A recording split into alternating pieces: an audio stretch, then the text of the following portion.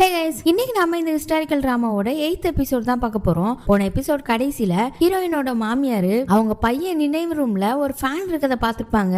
இப்ப அப்படி இந்த எபிசோட் ஸ்டார்டிங்ல அந்த ஃபேனை அவங்க எப்படி பார்த்தாங்கன்றத காட்டுறாங்க. எப்பவும் போல அவங்க பையனோட நினைவு ரூமுக்கு போய் அவனோட பேர் பலகை இருக்குல்ல அதை தொடச்சிட்டு இருக்காங்க. ஏதோ நைட்டு கனவு கண்டிருப்பாங்க போல. அதுல அவங்க பையன் வந்திருப்பான் போல. நீ இது வரைக்கும் என் கனவுல வந்ததே இல்லையே, இப்ப ஏன் திடீர்னு வந்திருக்க அப்படின்னு அந்த பேர் பலகை தொடச்சிட்டு வைக்கும்போது தற்செயலா கீழே ஏதோ இருந்திருக்கு. என்னன்னு எடுத்து பார்த்தா இந்த ஃபேனு. அப்புறம் தான் ஹீரோயினை கூப்பிட்டுருப்பாங்க. இவளும் உள்ள போக இவனும் உள்ள வர பாக்குறா. ஆனா ஒரு வேலைக்கார லேடி உள்ள இருந்திருப்பாங்க. அவங்க இவனை உள்ள வர விடல. மாமியார் ஃபேனை காமிச்சதுதான் ஹீரோயினுக்குலாம் அல்ல இல்ல. என்ன இது அப்படின்னு கேக்குறாங்க.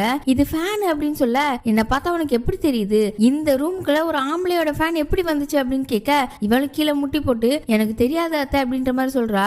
உனக்கு தெரியாது அப்படின்னா என் பையனோட நினைவு ரூமுக்கு இந்த ஃபேன் எப்படி வந்துச்சு நானே கண்டுபிடிச்சுக்கிறேன்னு வேலைக்கார லேடியை கூப்பிட்டு எல்லா வேலைக்காரங்களையும் வர சொல்லு, அவங்களை அடிக்கிற அடியில யாரோடதுன்னு தெரிஞ்சிடும் அப்படின்னு சொல்ல, அப்படி பண்ணாதீங்க இது வந்து அப்படின்னு சொல்ல வரா. ஆனா அதுக்குள்ள நாங்க ஓடி வந்து என்ன மன்னிச்சிருங்க, இவங்களுக்கு ஒண்ணுமே தெரியாது, இந்த ஃபேனை இங்க நான் தான் வச்சேன் அப்படின்னு சொல்றா. ஹீரோயினும் என்ன பண்ற அப்படின்ற மாதிரி பாக்க என் உயிரையே கூட நான் உங்களுக்காக கொடுப்பேன் அப்படின்னு சொல்லிட்டு மண்டி போட்டு நிக்கிறா. ஹீரோயினோட மாமியாரும் இது யாரோட ஃபேன் அப்படின்னு கேட்க யோன் அப்போ ஒரு கதை சொல்ல ஆரம்பிக்கிறா. ஹீரோயினும் யோனும் அரிசி கொண்டு போயிருப்பாங்கல்ல, அப்ப கூட வழிப்பறி நடக்குமே அந்த கதையை லைட்டா திருச்சி சொல்றா. அப்படி ரியாக்ஷனோட வர சொல்லிக்கிட்டு இருக்கா. அவ காட்டு வழியா போயிட்டு இருந்தாலாம். அப்ப 4-5 பேர் வழிப்பறி பண்றவங்க வந்தாங்களாம். இவ காப்பாத்துங்க காப்பாத்துங்கன்னு கத்துனாலாம். இப்போ ஒருத்தர் வந்தாராம். அது யாருன்னு பார்த்தா நம்ம ஹீரோட அண்ணன். அவ இப்போதைக்கு யாருன்னு சொல்லல, அவர் வந்து என்ன காப்பாத்தினாரு. அப்போ அவங்களோட ஃபேன் கீழே விழுந்துச்சுன்னு சொல்ல ஹீரோயின் என்னடி பண்ணி வச்சிருக்க அப்படின்ற மாதிரி பாக்குறா. ஹீரோயினோட மாமியாரும் அப்ப இது யாரோட ஃபேன்னு உனக்கு தெரியாது, துருத்திக்கு போட்டிருக்க வேண்டியதானே அப்படின்னு சொல்ல யோன் டக்குன்னு இது அரசரோட செக்ரட்டரி ஃபேன் அப்படின்னு சொல்லிடுறா. ஹீரோயின் மாமியாருக்குலாம் ஷாக்கா இருக்கு. அவரோடதா அப்படின்னு கேட்க ஆமா, அதனால்தான் அவர்கிட்ட திருப்பி கொடுக்கவும் முடியல, இதை தூக்கி தூர போடவும் முடியல அப்படின்னு சொல்றா. அப்படியா, சரி நீ அப்ப கிளம்பு ரெடியாரு, நாம அவர்கிட்ட போய் ஒரு நன்றி சொல்லிட்டு வருவோம். நம்ம வீட்டுல உள்ள பொண்ணை காப்பாத்திருக்காரு அப்படின்னா நம்ம நன்றி சொல்லிதானே ஆகணும். அப்படியே இந்த ஃபேனை கொடுத்துட்டு வருவோம்னு சொல்லிட்டு போறாங்க. ஹீரோயினுக்கும் யோனுக்கும் என்ன பண்றதுனே தெரியல. இப்ப அப்படி இன்னொரு பக்கம் அரசரை ஹீரோயினோட அண்ணனையும் தான் காட்டுறாங்க. இப்ப இருக்கிற அரசரோட அப்பா இருக்காங்கல்ல, அப்பா அரசரா இருந்திருப்பாருல, அவருக்கு அந்த டைம்ல வேலை பார்த்துட்டு இருந்த ஆளை கூப்பிட்டு விசாரிச்சிருப்பாரு போல. கடைசியா நிதியமைச்சரோட ஒய்ஃப் தான் அந்த அரசருக்கு டீ கொடுத்துருக்காங்க. நம்ம ஹீரோட அண்ணனும் 15 வருஷத்துக்கு முன்னாடி அடிக்கடி நம்ம ராஜமாதாவை அவங்க வந்து பாத்துட்டு போவாங்க. அப்பதான் மூத்த அமைச்சர் கூட அவங்க பேசியிருப்பாங்க. ஒருவேளை இது அவங்க தனியா பண்ணிருக்கிறதுக்கு வாய்ப்பே இல்ல அப்படின்னு சொல்ல திரும்ப அந்த ரோஜா இதழ் வெளியில வந்திருக்கு. கண்டிப்பா மூத்த அமைச்சர் சும்மா விட மாட்டாருன்னு சொல்ல என் தம்பியை வச்சு நிதியமைச்சரோட ஒய்ஃபை கண்காணிக்க சொல்றேன் அப்படின்னு சொல்லி ஹீரோட அண்ணனும் சொல்றான். இப்ப அப்படி மூத்த அமைச்சரோட பையனை தான் காட்டுறாங்க. அவன் அவனோட ஸ்டால்ல சோகமா உட்காந்துட்டு ஹீரோயினை பத்தி யோசிச்சுட்டு இருக்க. அப்ப அங்க ஓட லேடி வந்து என்ன இப்படி உட்கார்ந்துருக்கேன்னு கேட்க நான் செத்தே போயிட்டேன், எப்படி உட்கார்ந்துருந்தா என்ன அப்படின்னு சொல்லும்போது அவங்க டக்குன்னு தொட்டு பார்த்து உயிரோட தானே இருக்க, நீ ஒன்னும் பேய் இல்லையே அப்படின்னு சொல்ல அப்புறம் தான் அவன் உங்களுக்கு தான் இங்க இருக்கிற ரூமர்ஸ் எல்லாமே தெரியுமா, நான் ஒன்னு கேட்கவான்னு கேட்க எனக்கு இங்க இருக்க எல்லா விஷயமும் அத்துப்படி என்ன வேணாலும் கேளு அப்படின்னு சொல்லும்போது மூத்த அமைச்சரோட விதவை மருமகளை பத்தி தெரியுமான்னு கேட்கறான். இவங்க டக்குன்னு யோசிக்கவே இல்லை, எனக்கு தெரியாது அப்படின்னு சொல்லிடுறாங்க. இப்பதான் எல்லாம் தெரியும் சொன்னீங்க அப்படின்னு பேசிட்டு இருக்கும்போது அங்க ஹீரோ வரான். ஏதோ அவசரம்னு சொல்லி 2 பேரும் உள்ள போய் பேச போறாங்க. மூத்த அமைச்சர் ஒய்ஃப் பத்தி ஏதாவது தெரியுமான்னு கேட்டிருப்பான்ல, அததான் ஏதோ விஷயம் கலெக்ட் பண்ணி வச்சிருப்பாங்க போல. என்ன விஷயம்னு சொல்லுங்கன்னு சொன்னா அது எப்படி நான் ஒரு வியாபாரி சும்மா சொல்லுங்கன்னா சொல்லிடுவேனான்னு கேட்க பொற்காசுகளை கொஞ்சம் எடுத்து வச்சு சொல்ல சொல்றான். நான் சொல்ற விஷயத்துக்கு இது பத்தாது, நான் கேட்கறத செய்வீங்களான்னு போது சட்டத்திட்டங்களை உடைக்காத வரைக்கும் நான் என்ன வேணாலும் செய்வேன் அப்படின்னு சொல்ல எனக்கு ஒரு விஷயம் கிடைச்சிருக்கு, எனக்கே அது ஷாக்கா தான் இருக்கு. நிதியமைச்சரோட ஒய்ஃப் இருக்காங்கல்ல, அவங்க அம்மாவுக்கு சீக்கிரட்டா ஒரு குழந்தை பிறந்திருக்கு. அது அந்த வியாபாரி தான். அந்த டைம்ல அவங்க விதவையா இருந்தாங்க, அதனால அந்த குழந்தைய கொண்டுலான்னு கூட யோசிச்சுட்டு இருந்திருக்காங்க. ஆனா அதுக்கப்புறம் அவன் சாதாரண வாழ்க்கையை தான் வாழ்ந்தான். ஏன்னா வியாபாரி வேலைக்காரனுக்கு பிறந்திருப்பான் போல. அதுக்கப்புறம் திடீர்னு ஒரு நாள் அவன் பெரிய வியாபாரி ஆயிட்டான், அந்த பில்லியனுக்கே ஓனர் ஆயிட்டான். அது மட்டும் இல்லாம இப்ப இறந்தாரு, அவரும் நிதியமைச்சர் ஆயிட்டாரு. ஆனா அவ்வளவு தரமா அவர் கிடையாது அப்படின்னு சொல்ல ஹீரோ நன்றி சொல்லிட்டாங்க கிளம்பலான்னு பாக்குறான். இது எதுக்கு ஹீரோயின் கிட்ட சொல்லக்கூடாதுன்னு கேட்டீங்கன்னு கேட்க இது அவளுக்கு தெரிஞ்ச ஆபத்துன்னு சொல்லும்போது நீங்க அவளை பத்தி அவ்வளவு தூரம் யோசிக்கிறீங்க, சரி இப்ப என்னோட முறை, நான் கேட்கறத செய்யுங்க, இனிமே ஹீரோயினை பார்க்கவோ பேசவோ செய்யாதீங்க அப்படின்னு சொல்றாங்க. இப்ப அப்படி நம்ம ஹீரோயினை தான் கட்டுறாங்க.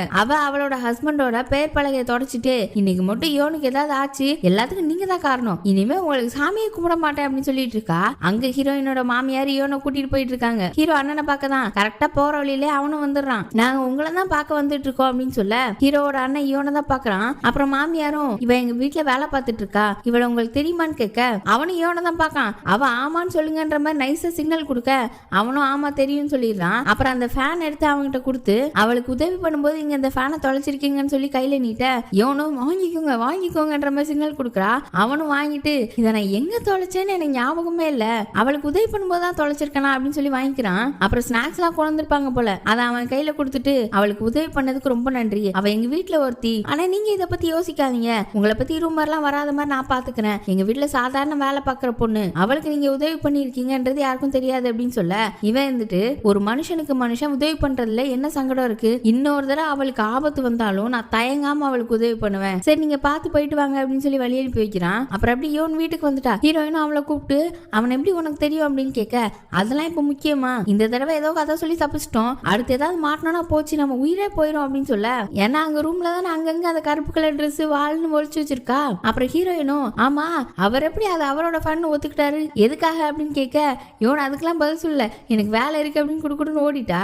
இப்ப அப்படி இன்னொரு பக்கம் இந்த வியாபாரி இருக்கான்ல, அவங்கிட்ட இந்த அடியாள் தலைவன் வந்து ஒரு முக்கியமான விஷயம் சொல்றான். 15 வருஷத்துக்கு முன்னாடி அந்த செக்ரட்டரியோட தம்பிய அவர் தான் ரத்த வெள்ளத்துல கூட்டிட்டு வந்திருக்காரு அவர் வீட்டுக்கு, எப்படியோ காப்பாத்திருக்காங்க, அது என்னைக்குன்னா அந்த ராஜா இறந்த நாள் அப்படின்னு சொல்ல, வியாபாரிக்கெல்லாம் ஷாக்கா இருக்கு, ஒருவேளை நாம கொன்ன பையன் தானா அது அப்படின்னு கேட்க, இந்த வியாபாரியும் அதுக்கெல்லாம் வாய்ப்பே இல்ல, அந்த கங்கோட பையன் இறந்திருப்பான் அப்படின்னு சொல்லிட்டு ஒரு விஷயத்தை யோசிச்சு பாக்குறான். இவங்க தான் போய் எல்லா வேலையும் பார்த்திருக்காங்க, ஏதோ ஒரு லெட்டர் மாதிரி இருக்கு, அதை எடுக்கிறதுக்கு தான் அவங்க எல்லாம் கொண்டிருப்பாங்க போல, அதுல ராஜா சீல் வேற இருக்கு, அரசரோட காவல் ஹெட் இருக்காருல்ல, அதான் கங்கு ஹீரோவோட அப்பா, அவர் இறந்துட்டாரா ஹீரோ இறந்துட்டானான்னு லைட்டா தட்டி பார்த்துட்டு தான் வந்திருப்பாங்க. இந்த வியாபாரியும் அவ்வளவு கொடூரமா அவன் குடும்பத்தையே கொன்னோம், அது எப்படி இவ்வளவு நாள் அவன் சாதாரணமா இருப்பான், அதுக்கெல்லாம் வாய்ப்பு இல்ல அப்படின்னு சொல்றான். ஆனா அவனோட முகத்துல கலவரம் தெரியுது. இப்ப அப்படி நம்ம ஹீரோவை தான் கட்டுறாங்க. அவன் ஹீரோயினோட வீட்டு காம்பவுண்ட் கிட்ட நின்னுட்டு அவர் உண்மையா பார்த்து ஒரு விஷயம் யோசிக்கிறான். இந்த ஓனர் லேடி இருக்காங்கல்ல, அவங்க கிட்ட பேசியிருப்பான்ல, அவங்க என்ன சொல்லியிருப்பாங்கன்னா, ஹீரோயினை இனிமே சுவரேறி குதிக்க கூடாதுன்னு சொன்னீங்கல்ல, அவ சுவரேறி குதிக்காம அவ வாழ்க்கையை நரகமா போகணுமா, அப்படி இல்லைன்னா அவளை வெளியில கூட்டிட்டு வந்து நீங்க அவ வாழ்வான்னு நினைக்கிறீங்களா, நீங்க அவளுக்காக எதுவுமே பண்ண முடியாதுன்னு சொல்லிட்டு தான் இனிமே அவளை பார்க்காதுன்னு சொல்லியிருப்பாங்க.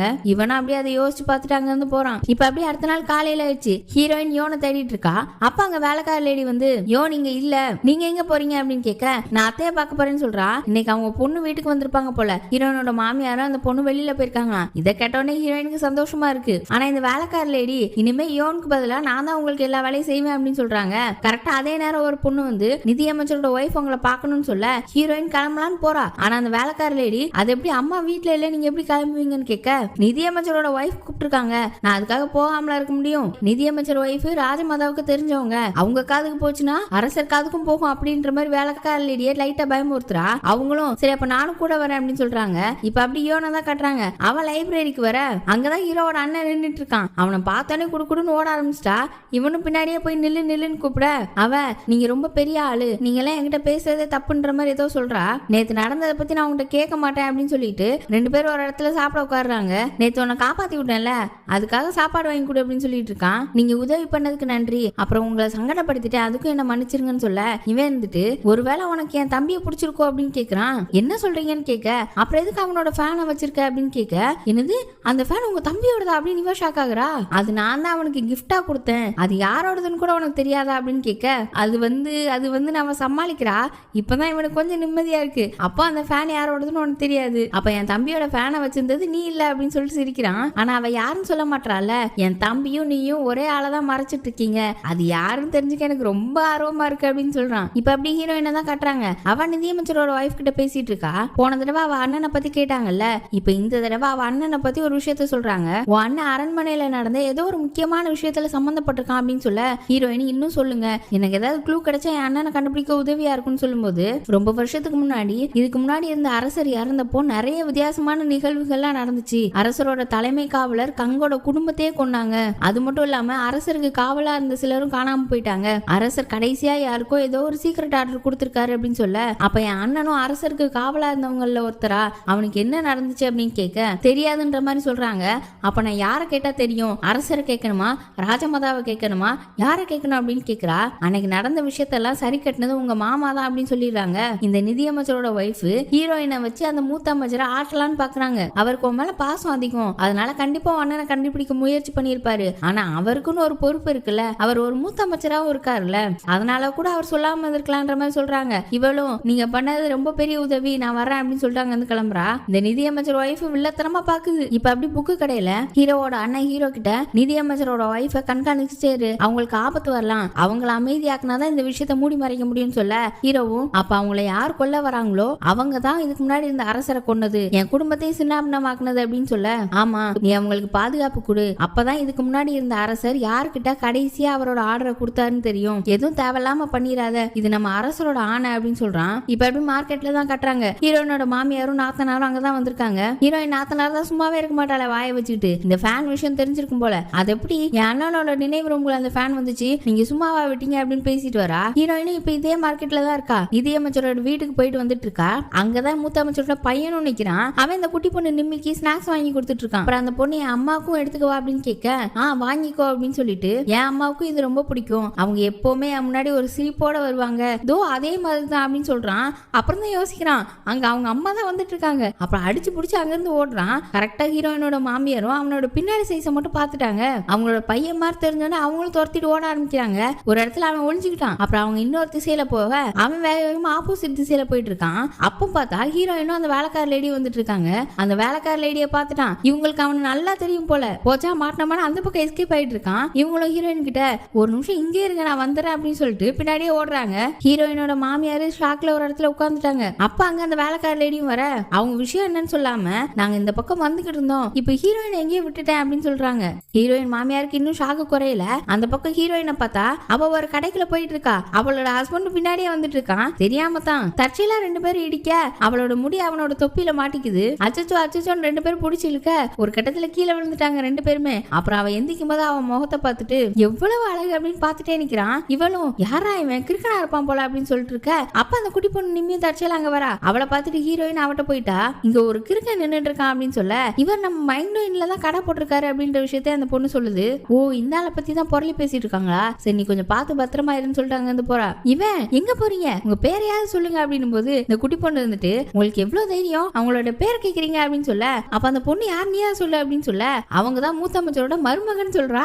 என்னது என் ஒய்ஃபான் இவனு ஷாக் ஆகுறான். இவளுக்கு இன்னைக்கு ஓனர் லேடியை பார்க்க முடியாம போயிடுச்சுன்றது வருத்தம். பார்த்தா அங்கதான் ஹீரோவும் நின்னுட்டு இருக்கான். அவனை கிராஸ் பண்ணி போகும்போது ஒரு நிமிஷம் நின்னுட்டு போறா. அவன் அப்படியே பின்னாலே போயிட்டு, எதுக்கு இந்த நேரத்துல தனியா சுத்திட்டு இருக்க, என்னதுக்கு ஃபாலோ பண்ணி வர சொன்ன அப்படின்னு கேக்குறான். அப்ப அவன் முடி லைட்டா கலைஞ்சிருக்கிறத பாக்குறான். பார்த்துட்டு இந்த முடி அப்படின்னு சொல்லி அவன் தலையில கை வைக்க, என்ன முடி அப்படின்னு சொல்லிட்டு அவன் மண்டையில கை வைக்க வரா. இவன் மண்டையில கை வைக்க வரான். 2 பேரும் ஒருத்தர் அப்படி பார்த்துட்டு டக்குனு சுதாரிச்சிடுறாங்க. அப்புறம் அவகிட்ட, என்ன பட்ட பகல்ல குடிமி பிடி சண்டை போட்டியா, உன்னதான் எந்த விஷயத்திலயும் தலையிடாதுன்னு சொல்லியிருக்கேன் அப்படின்னு சொல்ல, அப்புறம் அவ சரி ஓகே நிதியமைச்சரோட ஒய்ஃபு கூடிய சீக்கிரம் என்கிட்ட ஒரு விஷயம் சொல்லுவாங்கன்னு நினைக்கிறேன், அது இன்வெஸ்டிகேஷனுக்கு தேவைப்படலாம், சரி நான் தான் இந்த மாதிரி விஷயங்கள்லாம் தலையிடக்கூடாதுல்ல, எப்படி அவங்க சொல்ற விஷயம் உங்களுக்கு இன்வெஸ்டிகேஷனுக்கு ஹெல்ப்பா இருக்கும் அப்படின்ற மாதிரி அவன் நக்கலா சொல்றா.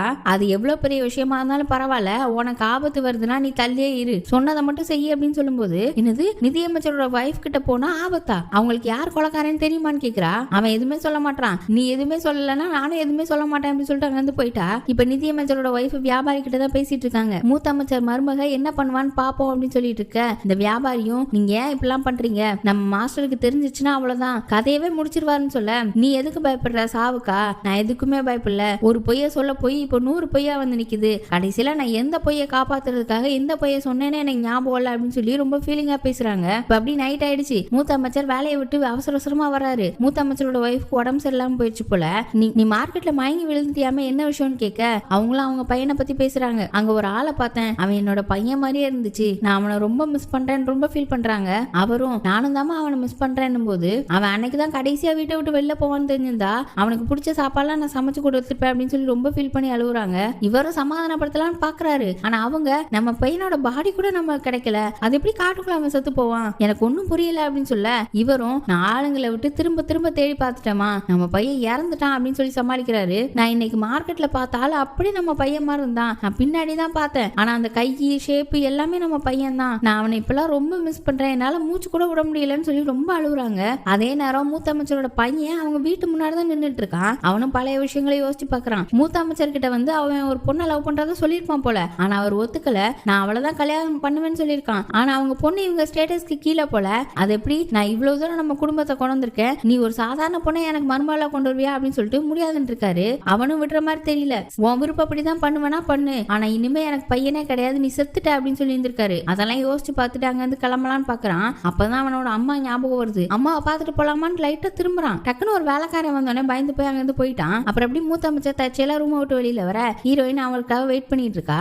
அத்தைக்கு இப்ப எப்படி இருக்குன்னு கேட்க, அவளுக்கு இப்ப பரவாயில்ல, அவ பையனை ரொம்ப மிஸ் பண்றா போல அப்படின்னு சொல்லிட்டு, நிதியமைச்சர் ஒய்ஃப் கூட ரொம்ப பழக்கம் வச்சுக்காத, அவங்களோட ஹஸ்பண்ட் சமாதியில வாழலாம்லாம் நினைச்சிட்டு இருக்காங்க, நிறைய விஷயங்கள் பண்ணணும்னு யோசிச்சுட்டு இருக்காங்க இருக்காங்க. ஆனா நீ இது வரைக்கும் ஹஸ்பண்டோட சமாதியில வாழ்ந்தது இல்லல, அதனால இது ஒன்ன பாதிக்கும், நீ அவங்க கூட பேச்சுவார்த்தை வச்சுக்காத அப்படின்னும் போது இவளும் சரி நான் இதை பத்தி யோசிச்சதே இல்ல அப்படியே பண்றேன்னு சொல்லிட்டு அவ அண்ணனை பத்தி எதுவும் தெரிஞ்சுதான்னு கேக்குறா. நான் விசாரிக்க சொல்லியிருக்கேன் அப்படின்னு சொல்லும்போது என் அண்ணனுக்கும் அரண்மனைக்கும் ஏதோ சம்மந்தம் இருக்கா அப்படின்ற மாதிரி லைட்டா கேக்குறா. அவர் ஒண்ணு நான் தான் சொன்னேன்ல அன்னைக்கு அவன் வேலைக்கு வந்திருக்கான், ஆனா அவன் ஷிஃப்ட் முடிஞ்சானு போயிட்டான்னு சொல்லும்போது என் அண்ணன் சாதாரண காவலரா, அவன் அரசரோட காவலர் கிடையாதா அப்படின்னு கேக்குறா. நீ என்ன பேசிட்டு இருக்க, அவன் சாதாரண காவலர் தான் அப்படின்னு சொல்ல அன்னைக்கு திடீர்னு அவனை கூப்பிட்டு விட்டாங்க அரண்மனையில ஏதோ அவசர வேலைன்னு அப்படின்ற மாதிரி எல்லாம் சொல்லிக்கிட்டு இருக்க.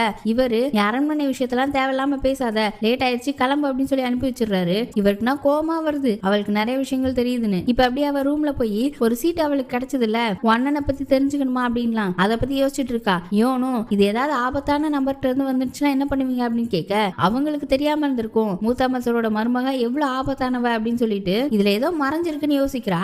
அப்படி அங்க மூத்த அமைச்சரை பார்த்தா அவர் ஒரு பெட்டியை திறந்து ஏதோ ஒரு சீல் எடுக்கிறாரு. அப்புறம் ஏதோ யோசிச்சு பாக்குறாரு, ஹீரோயினோட அண்ணன் சாகுற மாதிரி கிடக்குறான், அவங்கிட்ட இருந்து இந்த சீலையும் பெண்டன் ஏதோ சொல்லிட்டு இருந்தாங்கல்ல அதுதான் இது போல, அதையும் இந்த மூத்த அமைச்சர் எடுத்திருக்காரு, நீ நிம்மதியா சாகு, உன் தங்கச்சியை நான் நல்லா பாத்துக்கிற அப்படின்னு சொல்லிட்டு போயிருக்காரு. இப்ப அதெல்லாம் யோசிச்சுட்டு அப்படியே முறைச்சிட்டு உட்கார்ந்துருக்காரு. அந்த பக்கம் ஹீரோயினை பார்த்தா அவ ஹஸ்பண்டோட நினைவு ரூம்ல ஒரு சீக்ரெட் பிளேஸ் வச்சிருக்கால, அதுக்குள்ள இருந்து அந்த கத்தி எடுக்கிறா. அப்படியே கருப்பு கலர் ட்ரெஸ் எல்லாம் போட்டு சுவரேறி குதிச்சு வெளியில போயிட்டா. அப்ப இந்த மூத்த அமைச்சர் எங்கேயோ போயிட்டு இருக்காரு. இந்த நேரத்துல இவர் எங்க போறாரு அப்படின்னு சொல்லிட்டு பின்னாடியே ஃபாலோ பண்ணி போயிட்டு இருக்கா. அவர் ஒரு இடத்துல ஒரு லேடியை தான் போய் மீட் பண்றாரு. அது யாருன்னு பார்த்தா நிதியமைச்சரோட ஒய்ஃப், கருப்பு கலர் ட்ரெஸ் போட்டிருக்காங்க. இன்னும் ஹீரோயின் முகத்தை பார்க்கல. நீ கொஞ்சம் தைரியமான ஆள்னு எனக்கு தெரியும், ஆனா புருஷன் இறந்ததுக்கு அப்புறமும் கலர் ட்ரெஸ் போட்டிருக்க அப்படின்னு கேட்க எனக்கு வெள்ளை துணி போட்டு போட்டு ரொம்ப போர் அடிச்சிருச்சு, உங்களுக்கு என்கிட்ட இந்த தைரியம் தானே பிடிச்ச விஷயமே அப்படின்னு சொல்ல நீ என்ன இங்கே உட்காந்து பிரச்சனை பண்ணலாம் நினைச்சிட்டு இருக்கியா அப்படின்னு கேக்குறாரு. நான் ஒன்னும் பிரச்சனை பண்ணலையே, ஒரு சில விஷயங்கள் உங்க மருமக கிட்ட சொன்னேன், அது உங்களுக்கு பெரிய பிரச்சனையா அப்படின்னு கேக்குறா.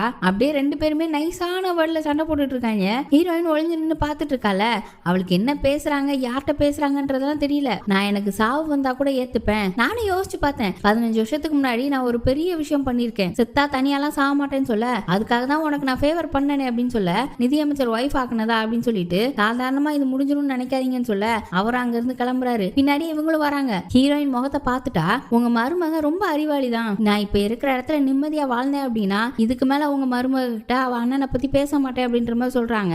ஆனா அவரு உனக்கு ரொம்ப தான் தைரியமாயிருச்சு அப்படின்னு சொல்லிட்டு அங்க இருந்து போறாரு. ஹீரோயினுக்கு இந்த ஒரு விஷயம் மட்டும் கேட்டுருச்சு, என்ன இது அப்படின்னு யோசிச்சுட்டு இருக்கா. இன்னொரு பக்கம் ஹீரோவை பார்த்தா அவன் தெருவுல போயிட்டு இருக்கான். அவன் அப்படி 4-5 பேர் ஃபாலோ பண்றாங்க. அவனுக்கு அப்படி தெரிஞ்சு போச்சு. அப்புறம் அப்படியே அவனை கொல்ல வராங்க.